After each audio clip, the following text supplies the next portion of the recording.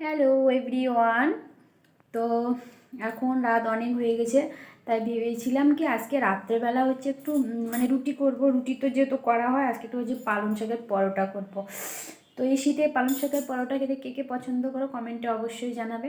কিছুদিন থেকে বানাতে যাচ্ছি কিন্তু হচ্ছে না, সময় হচ্ছে না, যেহেতু শাশুড়ি মা এসছে। তো ভাবলাম একটু আজকে বানিয়েই নিই, তো সেটাই করব। তো চলো তোমাদেরকে দেখাই কি করে পালং শাকের পরোটাটা আমি করি।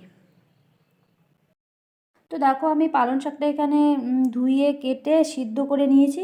করার পর একটু হচ্ছে আদা দিব, এখানে রসুন দিব, আর এখানে না একটু লঙ্কা গুঁড়ো, তারপর হচ্ছে আমি একটা মশলা বানিয়ে রেখেছি সেটা দিয়েছি, মানে ওইখানে আর কি এলাচ, লবঙ্গ, দারচিনি এগুলো দিয়ে করেছি। এটা দিব যাতে সেন্টটা ভালো লাগে।